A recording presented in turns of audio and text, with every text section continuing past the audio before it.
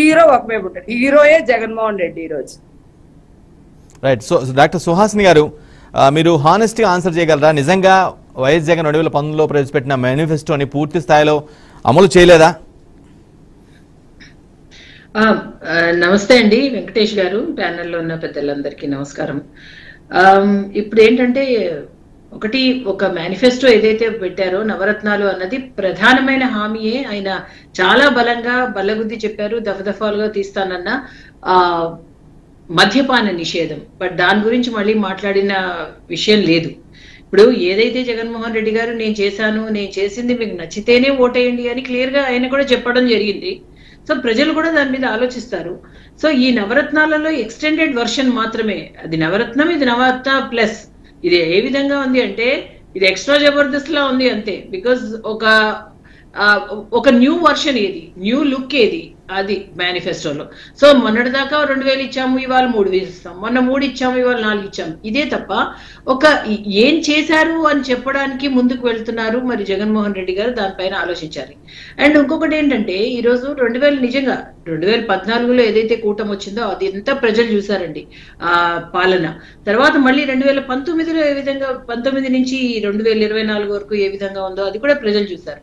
So ప్రజలకు ఒక clarity ఉంది.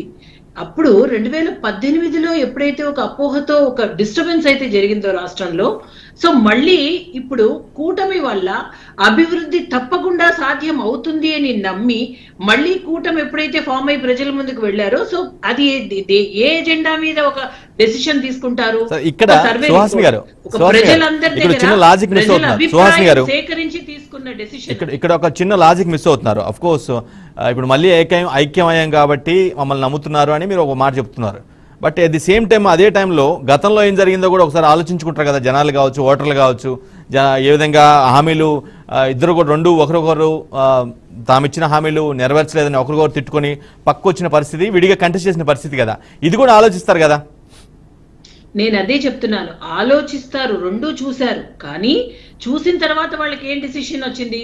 కేంద్ర ప్రభుత్వం భారతీయ జనతా పార్టీ ఉంది కదా, 2014 నుంచి కంటిన్యూస్ గా 10 సంవత్సరాలు కేంద్రంలో భారతీయ జనతా పార్టీ మేమే ఉన్నాం అక్కడ ప్రభుత్వంలో.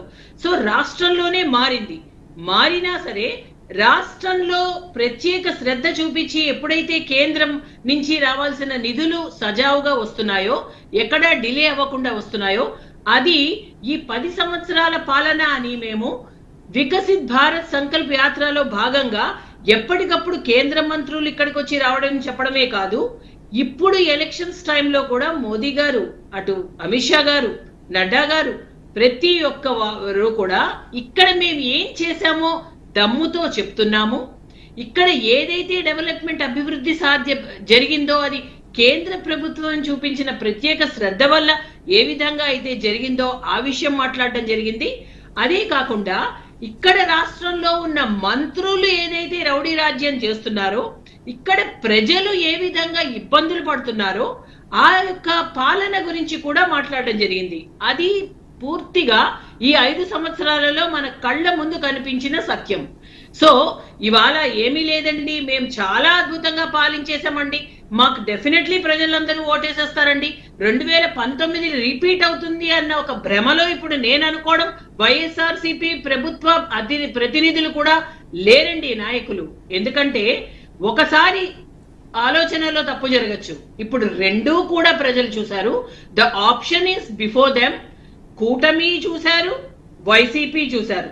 సో ఇక్కడ మనకి ఏది చెప్పినా ప్రజలు ఆలోచించుకుంటారు. జరిగిందే చెప్పడం అనేది మోదీ గారు క్లియర్ గా చెప్తున్నారు.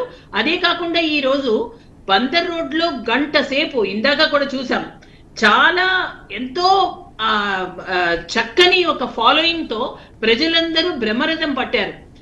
అదే కాకుండా ఇక్కడ కేంద్ర ప్రభుత్వం పైన ఏదైతే దుష్ప్రచారం ఈ 10 సంవత్సరాలలో జరిగిందో అది పూర్తిగా రియలైజ్ అయ్యారు ప్రజలు. ఎక్కడా కూడా మోదీ గారి పైన ఉన్న అభిమానము ఎక్కడా సడలకుండా అదే కంటిన్యూ అవుతూ ఈ రోజు మోడీ గారు ఉన్నారు. మోదీ గారు ఎక్కడ రోడ్ షో నిర్వహించినా సరే జనం బాగానే వస్తుంటారు, కనిపిస్తూ ఉంటారు. బట్ వచ్చిన వాళ్ళందరూ కూడా మీకే ఓటేస్తారని కూడా అనుకోలేం కదా. అనుకుంటారు. ఎందుకంటే నేను అదే చెప్తున్నాను, అగైన్ అండ్ అగైన్ రిపీట్. ఎందుకంటే ఇది భ్రమలో ఒకసారి ఉంటారు, రెండో మాట ఉండరు కదా. సో ఇప్పుడు కేంద్ర దేశాన్నే అగ్రరాజ్యాలతో పోటీ పడుతూ ఇంత అద్భుతంగా ముందుకు తీసుకెళ్తున్నారు. 10వ స్థానంలో ఉన్నది బలమైన ఆర్థిక వ్యవస్థ 3వ స్థానానికి తీసుకువెళ్తున్నారు. కాబట్టి ఖచ్చితంగా మోదీ గారి ప్రభుత్వం మనతో ఉంటే, పాలనలో భాగమై ఉంటే డెఫినెట్లీ ఈసారి గతంలో జరిగిన ఆ తప్పులు కూడా జరగవు. పూర్తి స్థాయిలో ఇక్కడ అభివృద్ధి పరుగెడుతుంది అనేది క్లియర్ కట్ గా ప్రజలలో ఒక అవగాహన వచ్చిందండి. అందువల్లనే ఈరోజు the NDA is development whereas YCP government is a corruption అని చెప్పడం కూడా జరిగింది. అదే కాకుండా ఇక్కడ నిజంగా కూడా ట్రీట్మెంటే, ఇక్కడ క్లియర్ గా గుండాగర్ది రాజ్యం వెళ్తోంది. 5 సంవత్సరాలు మనకున్న ప్రాక్టికల్ గా కొన్ని సంఘటనల ద్వారా జరిగింది. సో ఇప్పుడు ప్రజల చేతుల్లో ఉందండి, వాళ్ళకి అన్ని తెలుసు. మనం ఏదో మనం చెప్పేసిన తర్వాత వాటిపైన బేస్ చేసుకుని ఓట్లు అన్నది కాదండి. మాకున్న కాన్ఫిడెన్స్ ఏంటి అంటే ఒక రాష్ట్రంలో ఒక సుపరిపాలన, అభివృద్ధి, సంక్షేమము 3 ఉండాలండి.